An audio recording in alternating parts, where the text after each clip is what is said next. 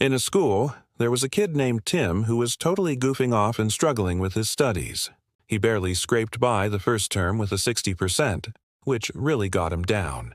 So he decided to turn things around and promised himself he'd study 6 hours every day from 6 p.m. to midnight.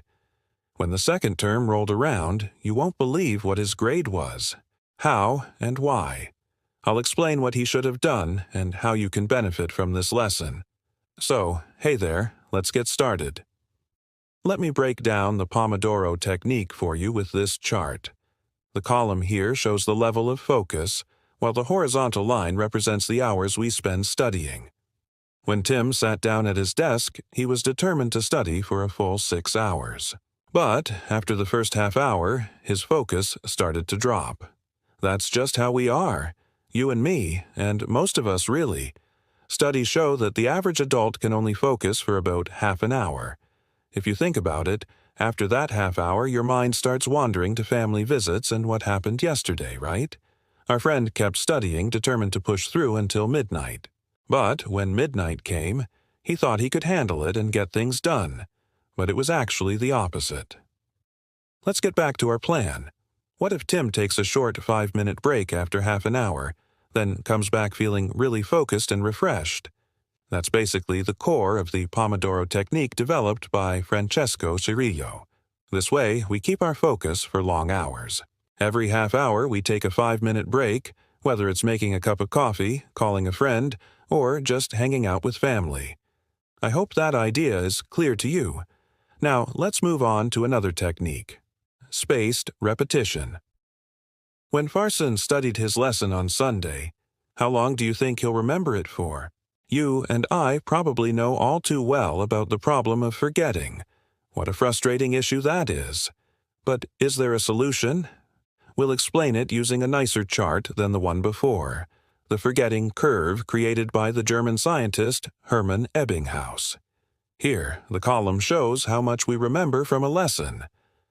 The horizontal line represents time.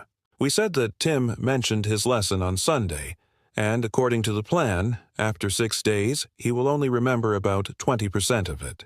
So, imagine that. What do we do about it? If we review what we studied after a day, we find that we can remember it better. If we do it after 3 days, our memory stays sharp, and if we review it a third time, that information can stick around for months. That's the main technique, and I can tell you, I've tried it myself. I'm still recalling a paper I studied 2 years ago. It's really effective. Now, let's move on to the last tactic from our segment. We said before that you should review what you studied after 3 or 5 days, but do we really go over everything we learned? Seriously, where do we find the time for that? This is where our technique comes in, and I'll explain it with an example. Do you have a clear rule? You've got a long conclusion for this law. The long, boring conclusion is what we call the concept. Basically, it's what you need to understand.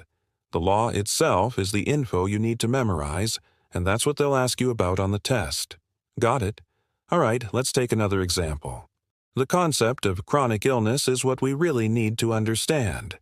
The symptoms are just the information we ask about during an exam. So, okay, Gadir, what should I do now? Take this clear and concise info and jot it down in your notes. You'll want to review it regularly, like we mentioned before. I also recommend using an app I personally like called Anki. Just input the idea in it, and it'll remind you about it after a while. I hope the video helped you a bit. Let me know if you liked this type of video, and if you want to subscribe to the channel, you're more than welcome. Take care and stay safe.